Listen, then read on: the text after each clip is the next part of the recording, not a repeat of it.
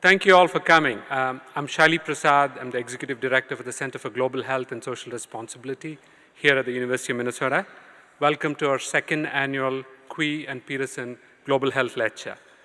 We're really excited that you all could join us today. It shows your interest in this particular field, and we've always been touting the importance of global health in all our activities, so thank you. I'd like to start by introducing our namesakes for this lecture, Dr. Paul Quee and Dr. Phil Peterson.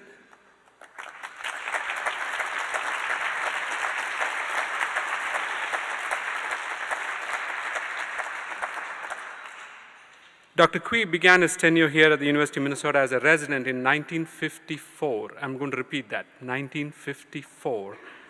And a lot of us here remember him talking to students, and he's still available, right, Paul?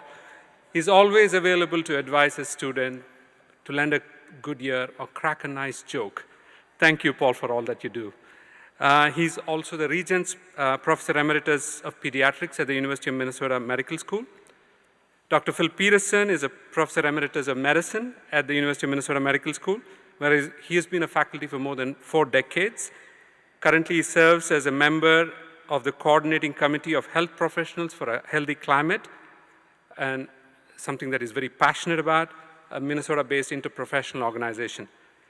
To go back a little bit, in 1998, Professors Quee and Peterson decided that they need to put a center together at the University of Minnesota Medical School, and they named it IMER, International Medicine, Medical Education and Research. It currently exists as GMER, Global Medicine Education and Research, and we from the Center for Global Health work a lot with that unit. And they served as co-directors at that center for about 16 years, till 2014. And there are many medical students who have availed of that center and benefited from their advice in this. Thank you for that work, too. In recognition that global health goes way beyond medical school, the University of Minnesota created the Center for Global Health and Social Responsibility in 2014. And Dr. Phil Peterson was its first director. He was instrumental in creating the vision of the center and then handed it over because he decided to retire. We've all been very fortunate to have his advice since that time, and today we've felt an important responsibility on our part to recognize the work that they have done for the University of Minnesota. We started this lectureship last year. We call it the Quee and Peterson Global Health Lecture, and we are planning on making this an annual event. Today, our center is involved in catalyzing socially responsible global health activities across the University of Minnesota and beyond. Now, what does that mean? We look at partnering people across disciplines here at the University of Minnesota and with our partners around the world. We bring people together to make meaningful research, and we are particular that our work transcends the health sciences disciplines and beyond. So I'm always excited when I see a faculty from across Washington Avenue, you know what I'm talking about, come and join us in our work in global health. Our work goes beyond research. We do a lot of interprofessional education activities and capacity building activities. Some of you might have noticed that we've had some slides showing our work with the UN Organization for Migration, the entity that's involved with all the refugee camps around the world. We do the training of the personnel who take care of those refugee camps. Along with this lecture, we have created the Paul Quee and Phil Peterson Global Health Fund to support activities of faculty, students, and staff at the University of Minnesota. If you have any questions about that fund, please reach out. You can email us directly, and we'll talk more about the fund. Consider to donate to this fund too, please. And then now for the main item, for the keynote today. We are thrilled to have on campus today Professor Larry Gostin to deliver a keynote for the Quee and Peterson Lecture, Imagining Global Health with Justice. Professor Gostin is a university professor at Georgetown University. Not many have that incredible honor. He mentioned that Madeleine Albright is one of the other university professors at Georgetown University. At Georgetown, he directs the O'Neill Institute for National and Global Health Law. He's the founding O'Neill Chair in Global Health Law and is a professor of medicine. He's also a professor of public health at Johns Hopkins University. Professor Gostin is the director of the World Health Organization's Collaborating Center on National and Global Health Law. The WHO Director General has appointed him to a high-level position, including the International Health Regulations, a roster of experts, and the Expert Advisory Panel on Mental Health. He served on Director General's Advisory Committee on Reforming the WHO, as well as numerous WHO expert advisory committees, including those on pandemic influenza, preparedness framework, and genomic sequencing data. I wouldn't do justice for all the work that Professor Gostin has done. I would strongly encourage you to Google him. You'll be thrilled. I also noticed that a few public health students came up to him for photos with his book. His book has been instrumental in shaping the field of public health law and global health law. Following the presentation, we'll have a question and answer sessions. We will be videotaping this session, so we'll have our folks walk around with microphones if you have any questions. Larry?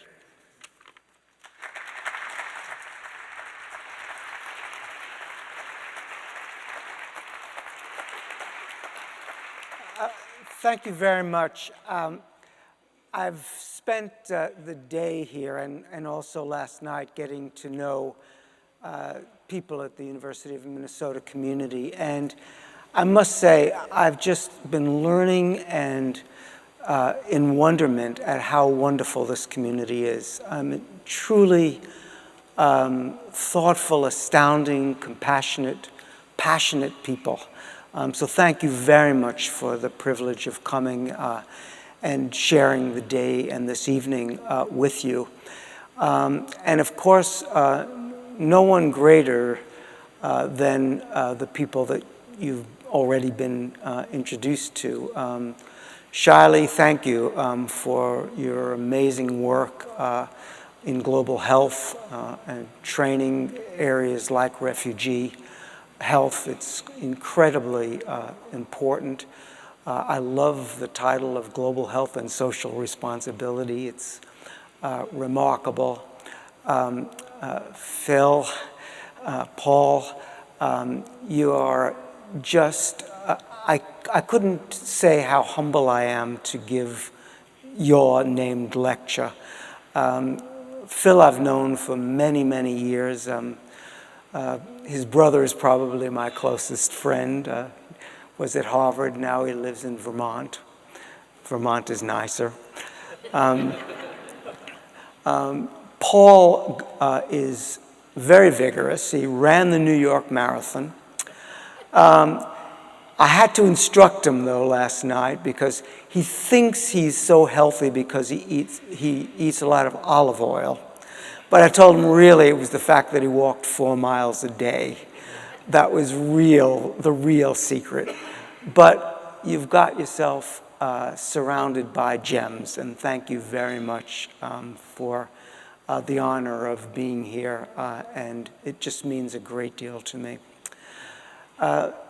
What I'm going to proceed in three areas tonight. I'm going to first ask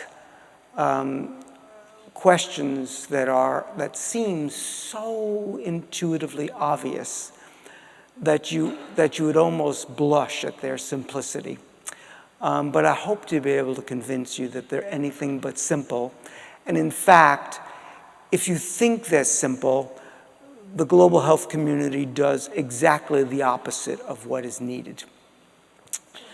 So the first question is what would an ideal state of global health look like? The second question is, what would an ideal state of global health with justice look like? And the third question is, once we know what they would look like, how would we get there? I probably won't have the time to go through the how we would get there part. You have to read the book for that. But I'll give some indication. But I'm going to finish with just a few reflections about the state of America and the world now. And perhaps you can intuitively figure out what I'm going to be talking about. We have an election tomorrow, for example. So before I begin those, I wanted to start by observing something that I've noticed in the world today. And that is that there are two entirely different narratives about global health that are circulating around the globe. And what's intrigued me about these two narratives is that they're both opposite narratives, but they're both true. And so how can something be opposite and true? And I'll explain that. So the first narrative is one that you'll hear a lot from Dr. Tedros. Margaret Chan used to talk about it. Bill Gates, Mike Bloomberg. You hear it from the Gavi Alliance, the Global Fund. And that's really a story of continual health improvement. The message that Bill Gates, for example, wants to give, and it's a true one, is that we shouldn't think that all we've devoted to global health has been useless. It's actually been very successful. We've reduced absolute poverty in the world, and it's in a rapid level. We've reduced maternal and child deaths, including under 5 child deaths. We've got nearly 20 million people in sub-Saharan Africa on antiretroviral medication. We're not doing quite as well with malaria and particularly tuberculosis, but we've made inroads in those areas as well. In virtually all societies, longevity is going up. So there's a lot to be thankful for. And if you actually look at the progress we've made, that progress tracks quite closely the specific Millennium Development Goals that were identified by the UN at the turn of the millennium. And of course, now we've got the Sustainable Development Goals, and whether they will be as successful, I don't know. Certainly the MDGs were, because if you look at global health funding, they track actually very closely what the MDGs were. I don't think that will be the case for the SDGs because they're quite diffuse. And that's one narrative, and it's a true and it's a very important and powerful narrative. But I go around the world and I see a very different story, and I hear a very different story from the one that I've just told you. And it's a story of feelings of despair and deep injustice. And when I was writing my global health law book, my editors at Harvard University Press gave me some good advice, because when I finished the book, I talked to them about what we should do with the forward. And I said, well, I can get, at that time, Margaret Chan was the head of WHO. I said, Margaret will do it, Bill Gates will do it, Michael Bloomberg. Who should I get? And my editor said, nobody cares what they think. Do something else. And so I scratched my head and I did something else. And it's the best part of the book because I didn't write it. And what I did is I worked with my civil society partners around the world, and we went and talked to young people in Africa, Asia, Latin America, and we asked these young people, just tell us in your own words, what's it like one day in your life? Just what is one day like? And so we developed all these global health narratives, which is the beginning of the book. And there's two that struck me that are narratives that are so unlike what the great and the good in public health and the UN are telling you, that I thought that it was worth paraphrasing. So the first one is Nimarubu's story. Nimarubu lives in Gaba. It's a suburb of Kampala in Uganda, where I know you do some work. And she told us this: I live in a very rowdy place. There's no clean water, no good toilets or bathrooms. I have to move a long distance every day looking for clean water to bathe, to cook. At night, the conditions worsen. There's hardly any electricity. The mosquito noise fills up the place. Cockroaches move about me and it makes me sick. Even when I fall ill, I hardly ever go to hospital. My mother, who would have helped me with medication fees, is living with AIDS. Life is too hard and complicated for me. I have to cook food for my brother and myself, and it forces me to cook one meal a day because I don't have the money to get all the food I need to get us healthy. And, which is so typical of young girls in Africa and other places, India, a lot of violence happens to me and my friends. We were raped, robbed, our property was stolen. I'm thinking of getting a job, but I know the salary will be too small. I'm so sad. I need a new life. And that was Nimarubu's story. But one of the things that I felt that was quite important is that people in America and the European Union, Australia and other places, high-income countries, Scandinavia, they tend to think that, all of this poverty and suffering is somewhere else. But it's actually here also. And so I decided that I was going to ask one of the young people that I worked with on an American Indian reservation. And this is Johnny's story. I spent a lot of time on the Blackfeet Tribal Reservation in Montana.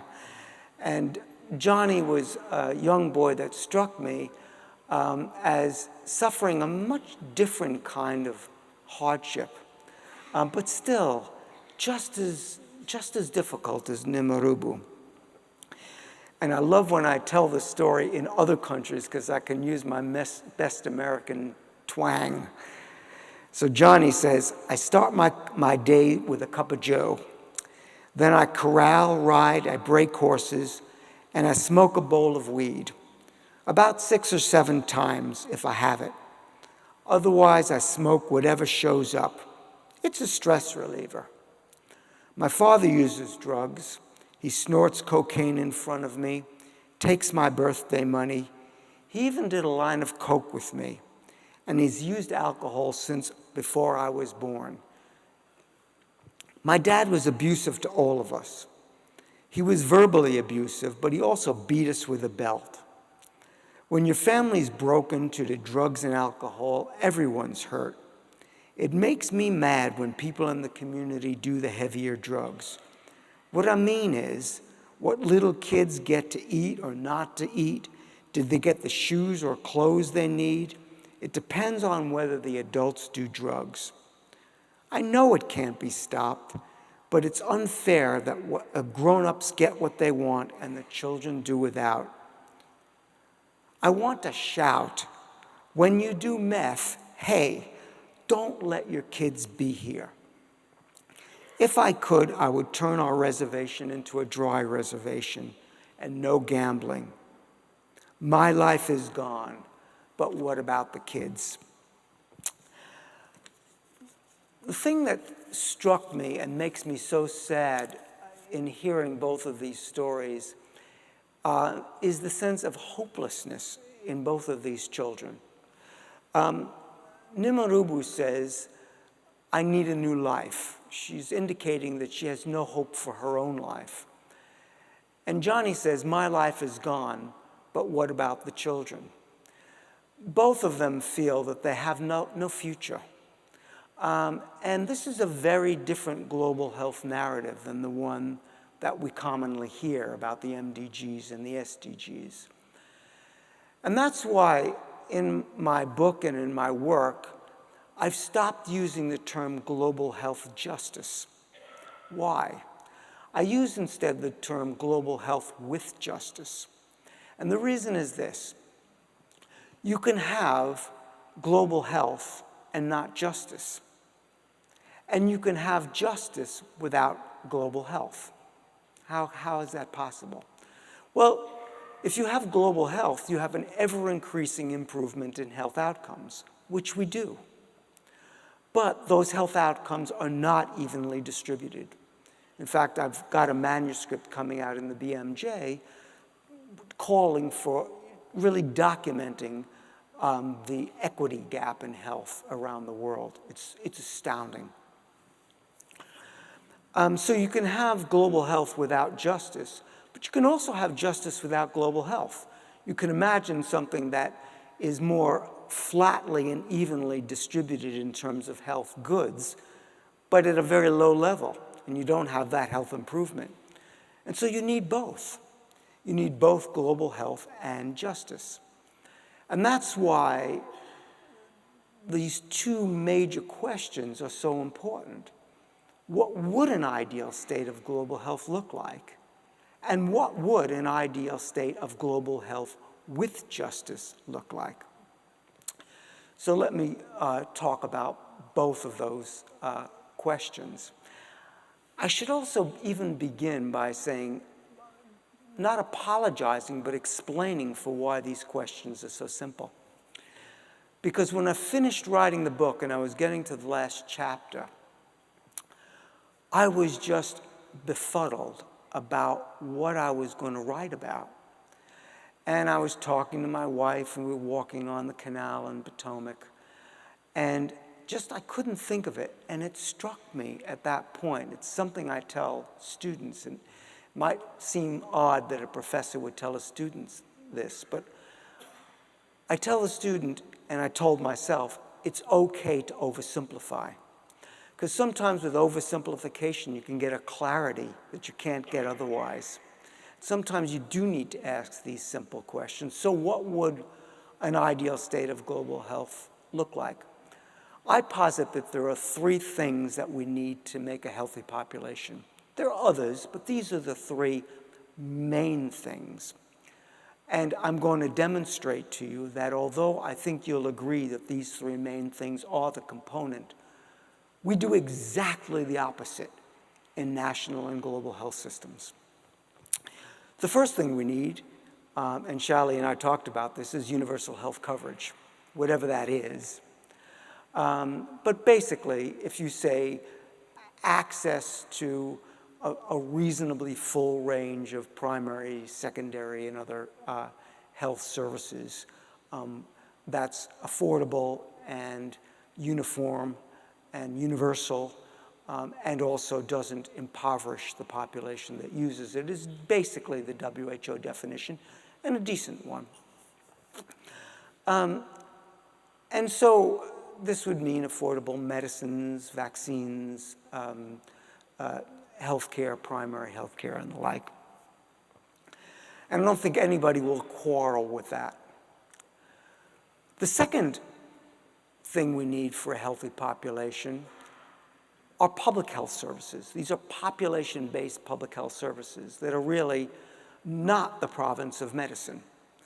You know, I will talk to doctors all the time. You know, like I'll have, and my friends, my family will say, oh, but my doctor told me this. Doctors don't know anything about public health. They really don't. And anybody that tells you that you can deal with obesity by having a doctor counsel somebody on weight management has got to look at the evidence.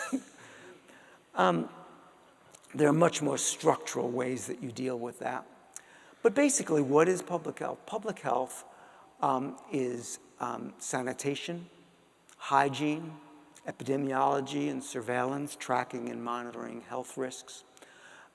It's clean water, clean air. It's tobacco control, alcohol control. It's injury prevention. And it's vector control, mosquitoes, rats, and things like that. And that's the second and really important and an invisible part of the health package, and I'll explain that in a moment. The third thing we need for a healthy population are the social and economic determinants of health. These things have nothing to do with the health system at all, or very little. They're things like education, women's empowerment, social networks, income support, jobs, things like that. It so happens that this third thing is actually the most powerful indicator of health. In fact, if you want me to, in the United States, just gives you an example, if you wanted me to predict the health outcomes of any community, what do I need to know to tell you the answer to that? I only need 5 numbers, the zip code. It's going to tell me just about everything I need to know.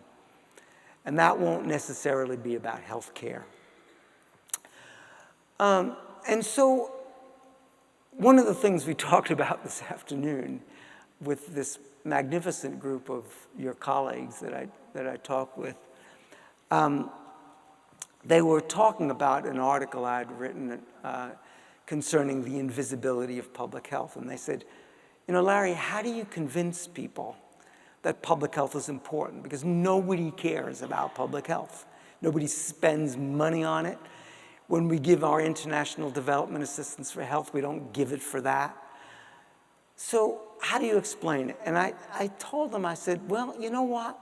I have never been able to get anybody to understand it, other than in the School of Public Health or the APHA, whatever it might be.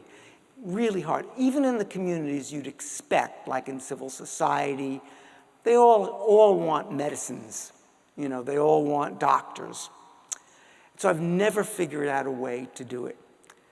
But in this book, I finally found a way to do it. And I'm going to do it with you now to show you why public health is more important than healthcare. I may fail this time, but if I do, it'll be the first time I've ever failed on this question. So, do you all know John Rawls? Anybody know him? John Rawls, the young people tend not to know him, but John Rawls was probably the most important political philosopher of the of the 20th century, the mid to late 20th century. And he was at Harvard, and he had what he called a theory of justice. And his theory of justice was this. He said, if you didn't know what position you're in life, and you were asked to make a choice, you would always make the just choice, the choice that reflected justice. And so I've now done a thought experiment on this.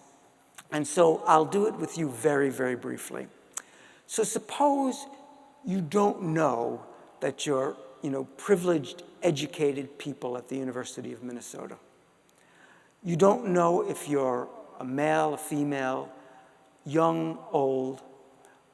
You don't know if you're sick, healthy, a person with disability or not, a person with mental illness or not. You don't know if you were born in Dhaka, Delhi, or Oslo, or Minneapolis, rich or poor, whatever it might be.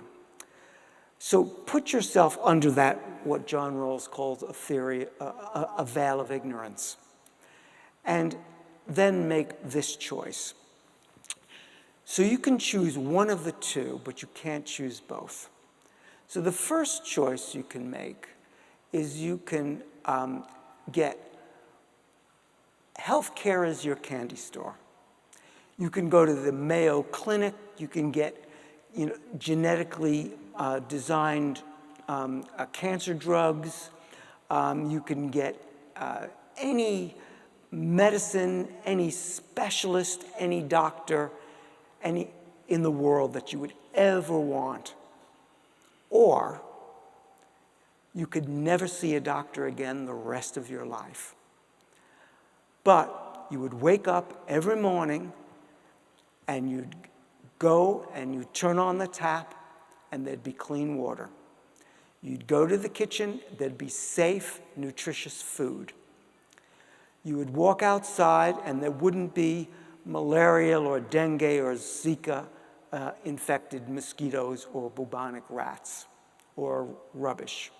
You would get in your vehicle and it would be a safe vehicle with passive restraints and seat belts and well-designed roads to avoid injury. You would go to your workplace and it would be they would be abiding by health and safety standards. There would be tobacco control and there would be alcohol control, and you'd breathe clean air.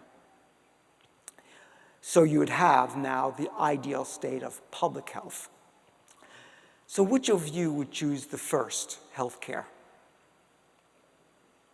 Which of you would choose the second, public health? So I've done this, I succeeded again. So I've done this in all the regions of the world except for Antarctica. I've done it in, Dhaka, Delhi. I've done it in Johannesburg. I've done it in Buenos Aires, Oslo, Oxford, London, everywhere. And intuitively, every human being understands this. And yet we don't do it. We spend less than 5% of our health dollars on it nationally, some places less. And even universal health coverage we don't do with international development assistance. Basically, we give it in silos. We'll give it for AIDS or child maternal health, or we'll give it for tuberculosis. But we don't bolster health systems, and we certainly don't give to public health. So even though we know what it would take to have an ideal state of global health, we do the opposite. We simply don't have any attention to that nationally and certainly in our international global health work. And if you track development assistance and global health spending, you'll see that vividly shown in how the money gets tracked.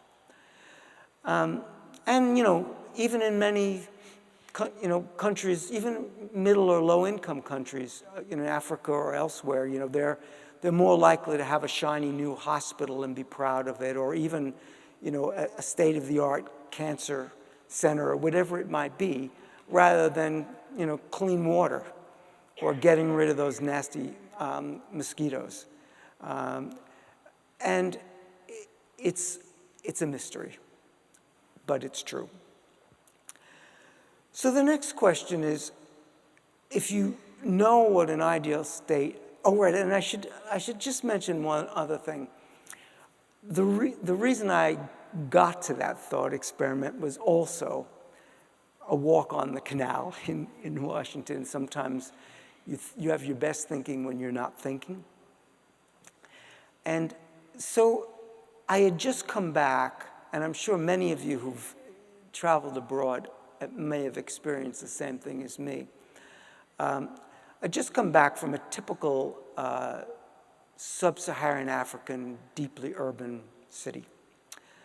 And I was walking on the canal, and I just didn't feel well. I was a little asthmatic, not breathing very well. I had tummy bugs. It wasn't like some of my friends that come back. I didn't have malaria or dengue or anything like that. But I just didn't feel well. And I realized that every time I went to a low and middle income country, I came back and I just wasn't feeling well. I never do. But gosh, I go to Oslo, feeling good. Berkeley, nice. Melbourne, I'm in heaven. And you can design cities that way. First of all, with clean air and good climate, change technologies and caring about the environment, but also the way you design cities. You ever been to Sydney Harbor? I mean, so Sydney Harbor is this, basically you go on a Sunday, it's bright sunshine, it's blue sky, the boats are coming in and out of the harbor, Sydney Opera House is on your right, the park and zoological and botanical gardens are right there, and you're in the harbor and they're playing music, and everybody's walking. I'm looking at you, you're looking at me, we're feeling good. You can design cities that way, or you can make them so they're literally unlivable, like Beijing or Delhi, and some cities in the United States. So we know what to do, we just don't do it. And as I say, whether I go to Oslo or Dhaka, I haven't seen a doctor in either of those places, but in one time I'm going to feel really good, and another time I'm not, because we tend to forget, we're just animals. We exist in our environments. If we have a really nice, clean, healthy public health environment, we thrive. We'll have less injuries, we'll have less disease, we'll live longer, all of those things. So these are really important. I should also say that, putting in a plug for my own profession, I was once asked, I just did this, I'm doing an edition of my public health law book for Asia. And it's a Chinese translation. I just did the preface, and I began by saying, well, I once had a really senior minister of health when I was in Geneva in WHO, who said, Larry, what does law got to do with anything with health? And my answer was, everything. A doctor can save one life, a public health lawyer can save thousands of lives with good public health law. And that's another lecture. So the second question is, what would an ideal state of global health with justice look like? So if you think about justice, the problem with justice is that it's a politically untenable proposition. Why? What is the R word that no politician will speak? Even President Obama. Redistribution. What do you need for a state of justice? Redistribution. You need to literally take from the rich, give to the poor. The rich subsidize the poor, the healthy subsidize the sick, the healthy Middle Ages subsidize the old and the young. That's what kind of a good civil society where we all care about each other is about. Doesn't exist, unfortunately, particularly here in the United States. And that's why it's so hard to get to justice, because nobody wants to redistribute. And so I was trying to think, is there a way you do need redistribution to get to justice? No question about it. All political philosophers will tell you that. But it did occur to me that you can get a long way to justice even without redistribution. How? Using public health. Because if the air is clean, everybody breathes it, rich or poor. If the tap water is pure, everybody has it. If the roads are safe, everybody benefits from that. If there's tobacco control, whatever it might be, if there's no malaria or dengue or Zika, everybody benefits because everybody gets bit. And so public health actually, if you embed public health in the environment, you can actually get a long way to justice. You still will need redistribution, no question about it. And there still are barriers and impediments even in gaining access to public health services for poor communities. Like somebody said, well, here in the United States, you know, everybody gets clean drinking water and we don't appreciate it. Think about Flint, Michigan. Think about lead in the water in Washington, D.C. with our children. So it's not always as simple as I'm making it out to be, but there's a certain poetic truth to public health that we sometimes fail to think of. It's not just population-based health improvement, but it's also a health improvement that can be more equitably distributed if you do it the right way, even without specific redistributions. So, you know, the third part of the last chapter is how you would get there. If you know what global health and you know what justice is, how do you get there? And there are many ways to do it. And I talk a lot about the importance of what domestic budgets should look like, what international development assistance for health should look like. One of the things that I do notice about global health, and I made a terrible, naive mistake when I first got into global health, but I've noticed that even seasoned global health people are still making that same mistake. So here's the mistake I made. My first big article in the Georgetown Law Journal, big article on global health, it was called Global Health with Justice, actually, was I posited that there's really only one big problem with global health. You know, I like to be grand and think of one big problem that solves everything. And the problem is that rich countries don't have the political will to help poor countries, and poor countries don't have the resources to do it themselves. And I thought, well, that's true. And I was arguing it, great article and everything. I realized years later that that was ridiculous. And was coming from my Western, white, upper class, middle class guilt. You know, that I didn't want to put burdens on low and middle income countries. But they are primarily responsible for the health of their populations. They're underinvesting in health for their populations. There is corruption, and we need to call them to account. There needs to be good governance, accountability for doing the right thing for health. A lot of this is bottom-up social mobilization, but a lot of it is just plain holding people accountable for good governance. Now, of course, there will be in low and middle income countries a gap, and that gap needs to be filled by, you know, a collective common social solidarity that's quite important. But that's not a forever thing, and it's not a reliance thing. And one of the things that, you know, I just had a colloquium at the O'Neill Institute.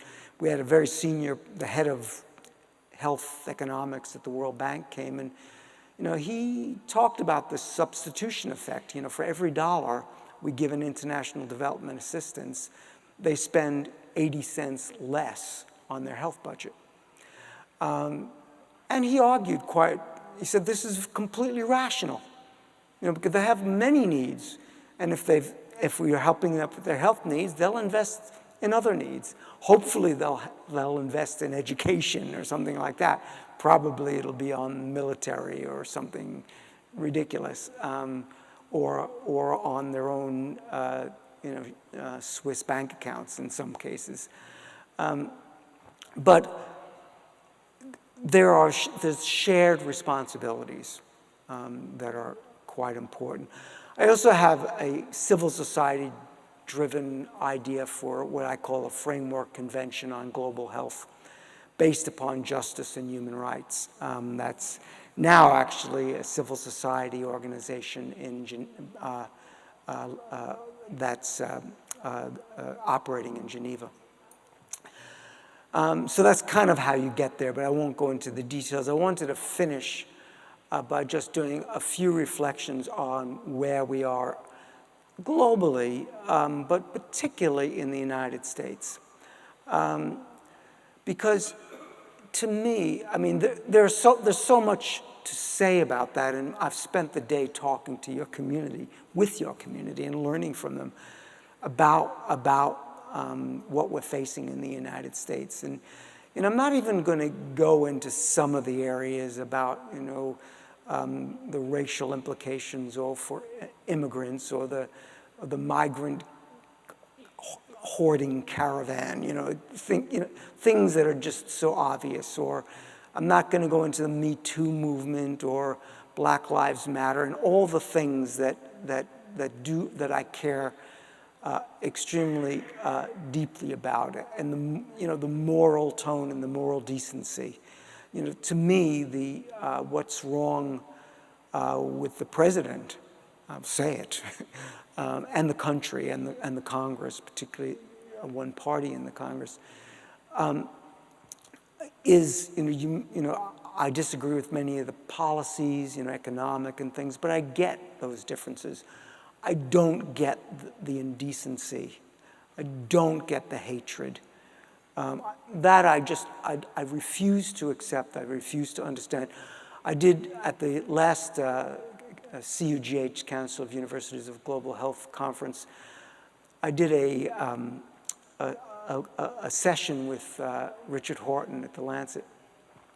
And it so happened it was going to be about a Lancet Commission on Global Health Law that I'm chairing. And Richard and I were going to go and we're going to talk about this. And then Richard came in and he says, Larry, you can't talk about it because we haven't published it yet.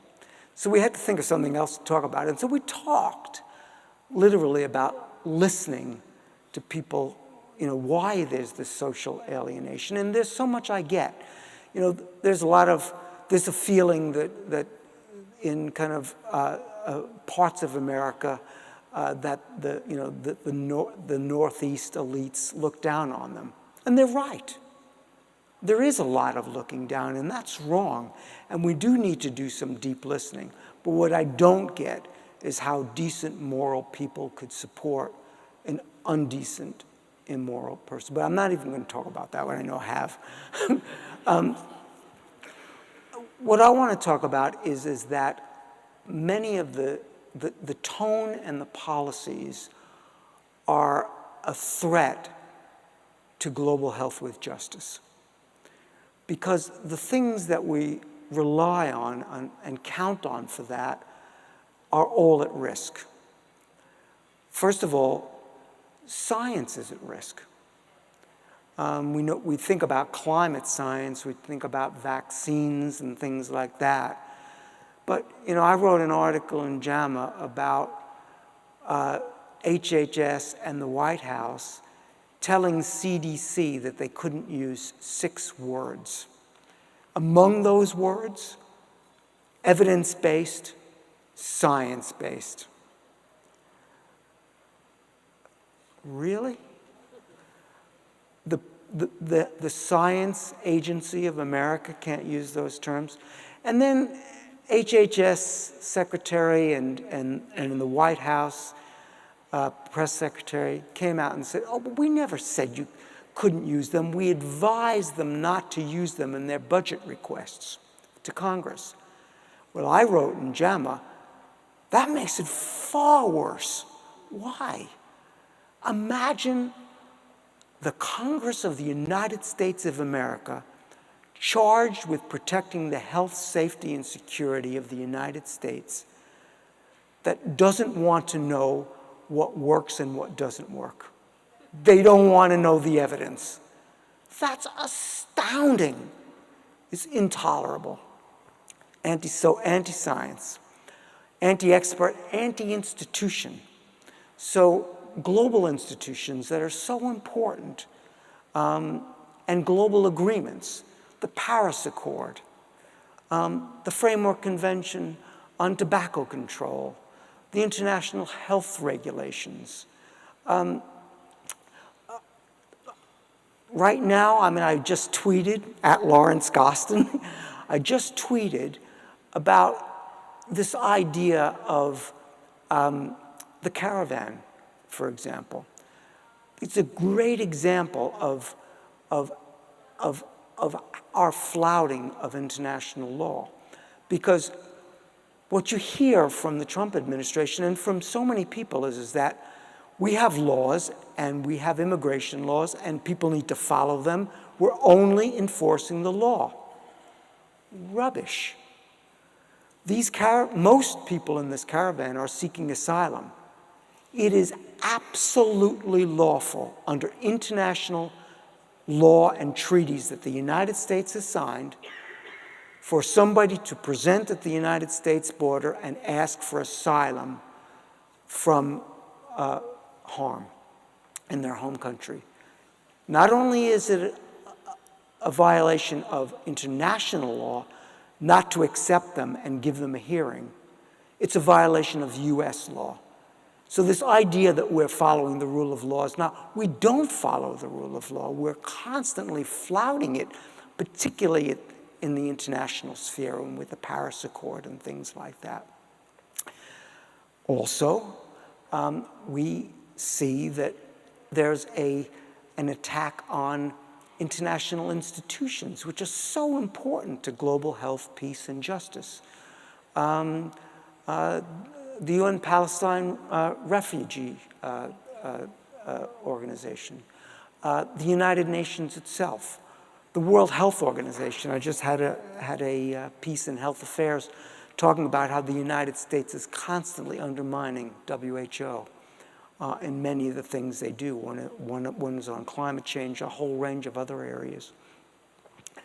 And so this is there's an attack on institutions. There's an attack on global solidarity and mutual responsibility and collective responsibility one for another with this kind of nationalist country-first tone.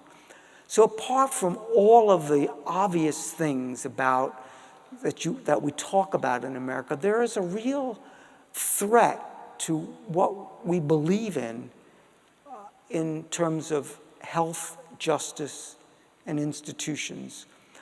It's true in a lot of places in the world, but America should lead.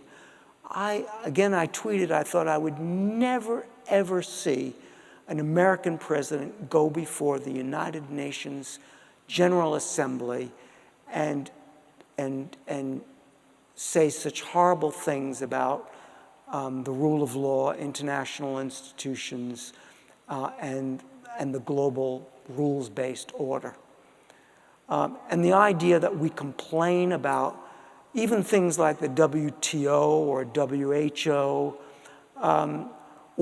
or trade agreements as if they're unfair to us. For God's sake, we wrote these rules. We've bullied everybody into these rules. And now we're saying it's unfair to us. There's just a sense of disingenuousness in our national dialogue, apart from the lying. So we do need to ponder. There are many, many good things. I go around the world, and I do see a lot of things that Americans do or America says that's embarrassing. But you'll go to any global meeting, and chances are that the smartest, most compassionate, passionate person in the room will be from the University of Minnesota, Berkeley, or someplace in the United States. We do have some amazing people, and it's really reinforced it for me. Actually, it's lovely to be, among you, coming from this Washington bubble. I don't like Washington. My friends believe very much the way you believe, but you believe it in a way that has a sense of humility, humanist, reflection that you don't get in the coarse dialogue in Washington. I can't even put my finger on it, but I've just been touched by being with you. And it's particularly touching to be able to give a lecture with Paul and Phil's name behind it. So thank you to the two of you, to Shiley, to Amy Scheller, who's done everything to make my stay so wonderful here. And thank you to you all.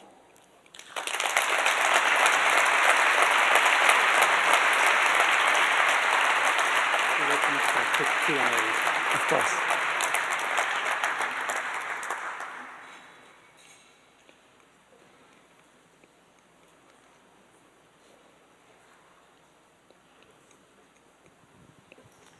Thank you. That was a great, great talk.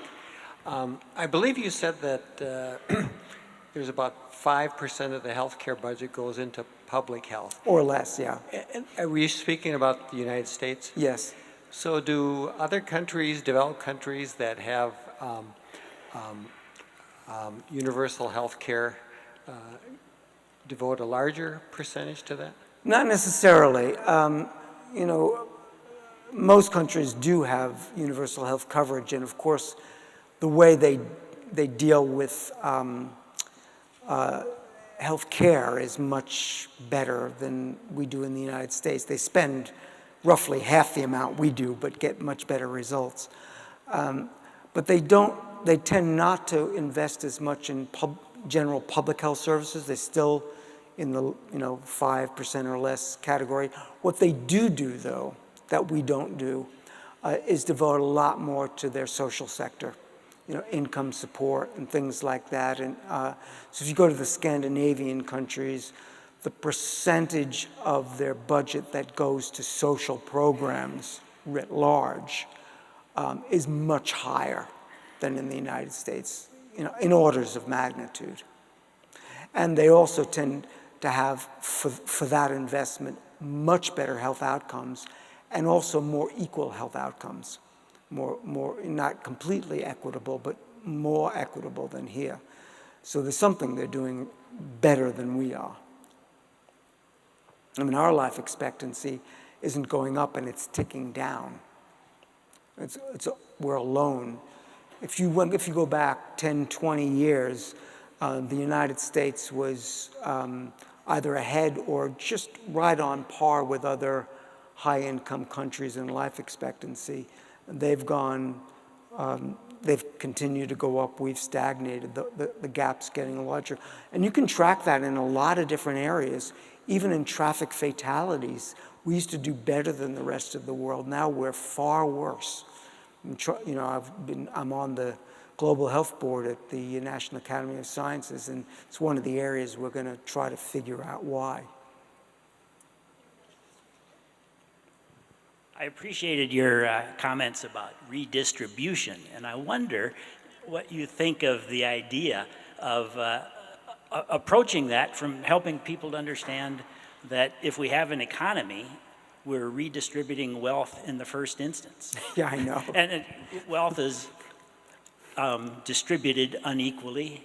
We have a surplus of some things in Minnesota. We trade with people who have a surplus of other things. Yeah. That's what an economy does. It redistributes wealth.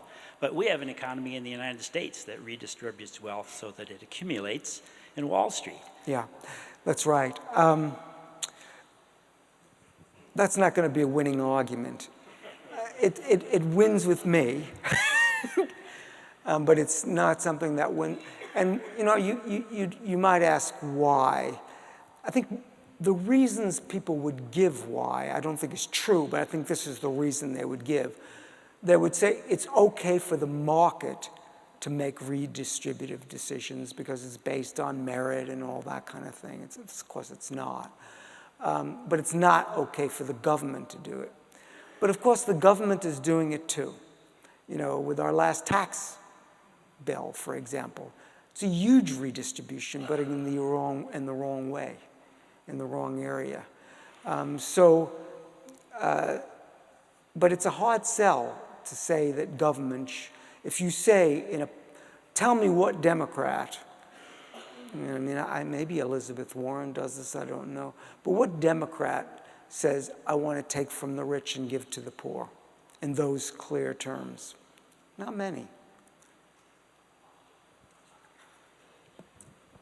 I have a question regarding the illegal drugs across the board, and it's a multi-billion status and ruin our young members' mental status. So would you comment on that issue, how to tackle those?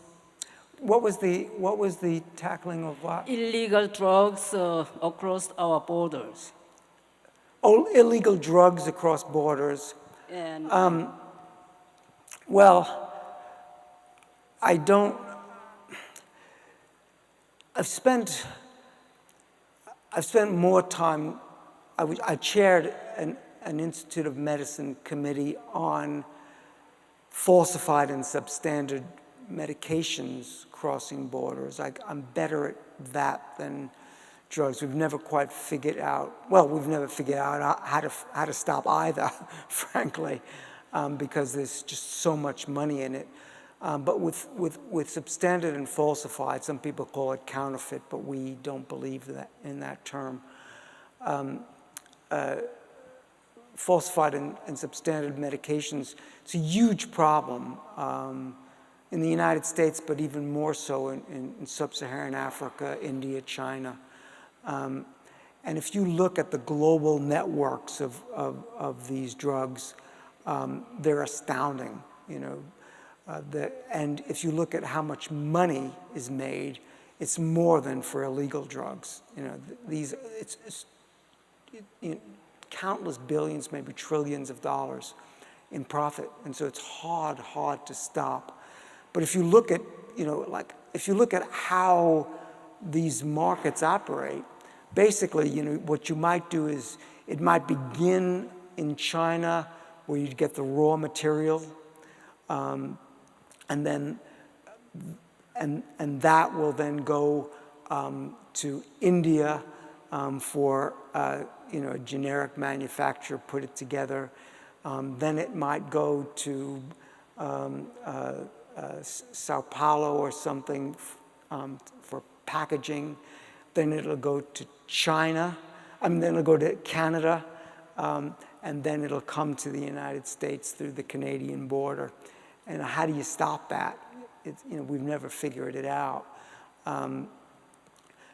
These are really, you know, the international trafficking of tobacco, alcohol, falsified medications, and illegal drugs. They seem to be so profitable that we haven't been able to deal with the problem, and I wish I knew the solution, but I don't. I mean, in the United States now, we're really not even talking about that as the major problem, although it's a huge problem with the opioid epidemic. You know, a lot of it, you know, is homegrown in our hospitals, in our medical clinics. Yeah. We've got a question. We've got a few questions. I had a quick one. Thank you so much for your talk. I was really inspired by your Veil of Ignorance exercise, and I'm glad that your thought experiment worked this time. I did have a question just from the point of view of a devil's advocate. Yeah. Your presumption that, or our collective hope and ideal that we can all have potable water running from our faucets, safe cars to drive, paved roads to drive on, all seems to rest on the assumption that we will be able to globally and environmentally sustain those types of standards of living. And I just wondered if you had any responses to the sustainability of these types of ideals that we as public health practitioners hold. Yeah, I mean, we spent just the meeting, the group that got together just before this talk was all, we talked all about climate change and the wonderful work that's happening interdisciplinary here at University of Minnesota. I think you need to do both, really. I mean, you know, there's some of those things you can do even in the face of climate change. You can still try to get basic sanitation systems, you know, clean, safe food, water, and things like that. But, you know, all of public health and global health is jeopardized by deteriorating climate. It's something that's so obvious to see. It's something that affects the most important things in our lives, which is our children. Every human being intuitively wants to protect their children and the next generation. Why we're not doing it in the United States and why there's such resistance, I don't know. I mean, you still have, you know, great, cities and states, cities are doing a lot. California, Minnesota, Massachusetts, Maryland, New York, New Jersey, and the compacts on climate. So there is a lot, but the problem with climate is I think it's a collective action problem. We're always looking to someone else rather than to ourselves, and you need to have global cooperation and global partnerships to do it, and global agreements. And in this nationalistic environment, those things are not valued the way they need to be. I mean, just think how brutish life was before we formed the UN, had human rights treaties and things like that. I've just completed an article that we expect to come out in The Lancet with Dr. Tedros at WHO on the 70th anniversary of the Universal Declaration of Human Rights. And it gave me and him a chance to reflect on how things have changed over all those years and how they're all at risk now because of what we're doing. And I think climate is part of it. I mean, I've often thought, if you have, if there is one right to health that's most fundamental, it's got to be breathing clean air. Or it's got to be close to breathing clean air. It's got to be a big part of it. Why we can't see that, I don't know. Just no idea. I mean, most of us do see it. It's just a stubborn minority, but it's a very forceful minority in power. First of all, I would like to thank you for your very inspiring lecture. My question is kind of regarding the medical system. So growing up, me and my mom, we have never really been huge fans of the medical system here in the US. And looking back on all the interactions I've had with doctors, any kind of doctor, it's always been negative, where we have always waited for an hour or more and we get like a 10-minute recommendation.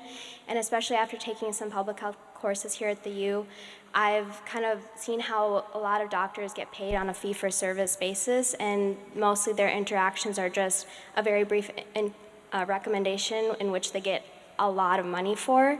And even when I ask a lot of my peers within the U who are trying to become a doctor, their main motivation to become one is the pay.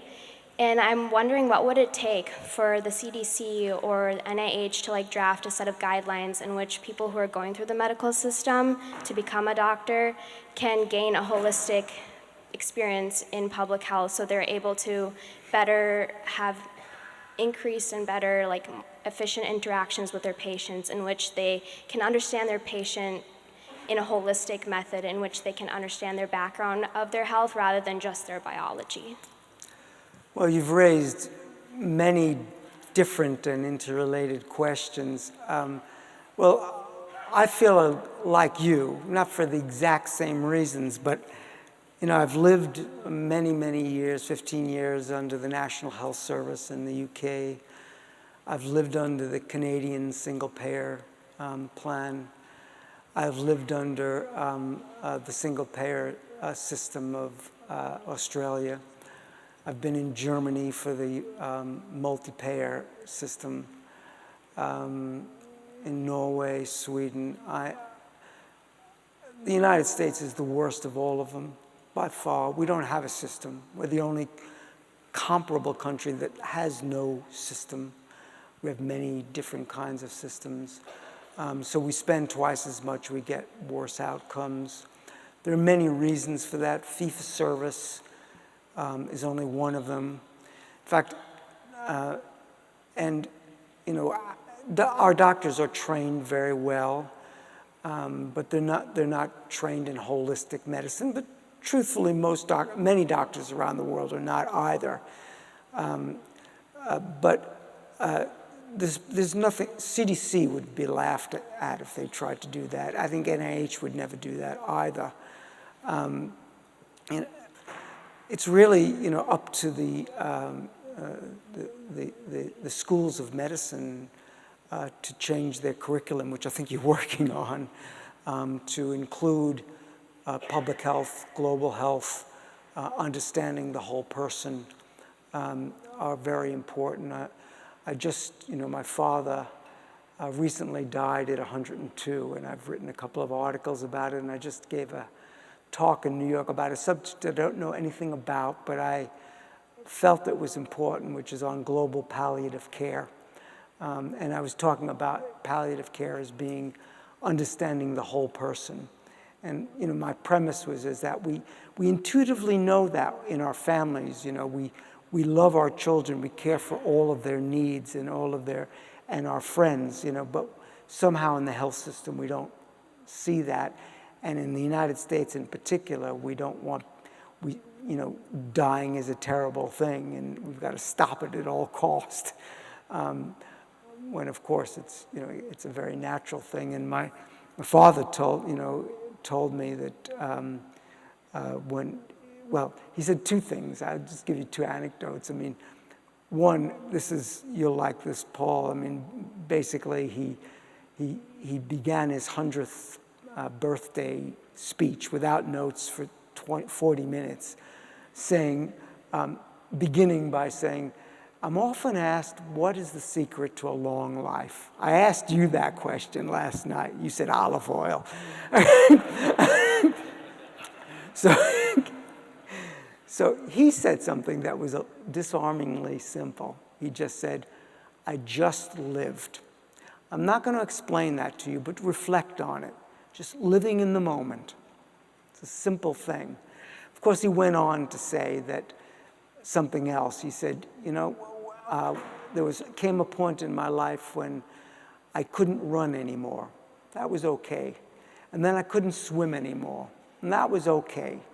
And then I couldn't bike anymore. And that was okay. But if I ever could not walk, I couldn't cope. And sure enough, when he got a massive cellulitis of his legs and he couldn't walk, he was dead within 6 months. And he was shopping before that cellulitis. So I think, and he told me, he said, Larry, and he only whispered it because he didn't want anybody in the family to hear and he didn't want the doctors to hear. He said, I've lived such a good life. This is a humble man, shop steward. He had a wonderful Minnesota story because apart from FDR, who was his only president, he always wanted Hubert Humphrey to be president. And I was, he's never graduated grade school. I was his son. I was really stupid growing up. And one day I came, and he was never very proud of me. I'm sure he was. He never said it, World War II vet.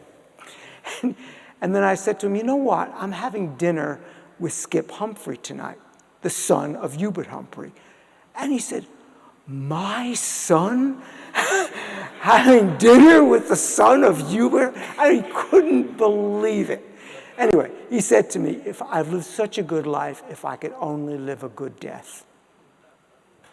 So maybe that's it. It's a good way to end.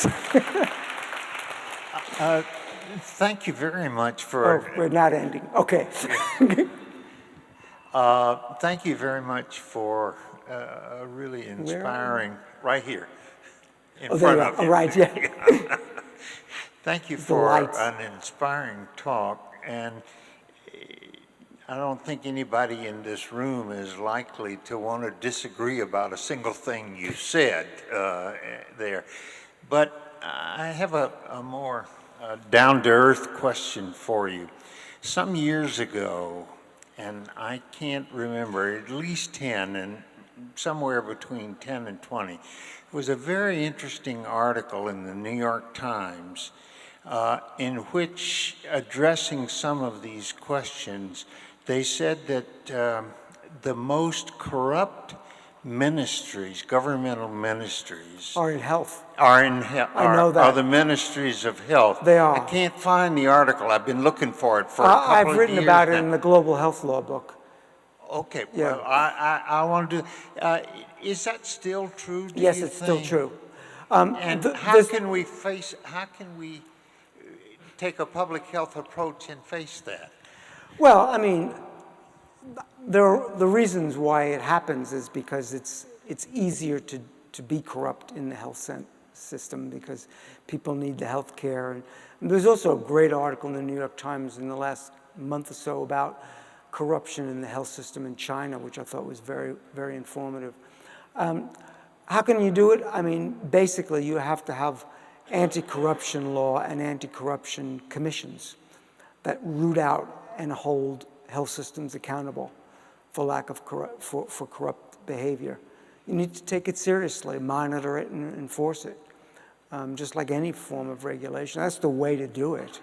Just don't tolerate it, and you do audits, and you hold managers accountable, and then you hold bad actors accountable. I think that's the way to do it. It's the only way to do it. Okay, thanks. Thank you.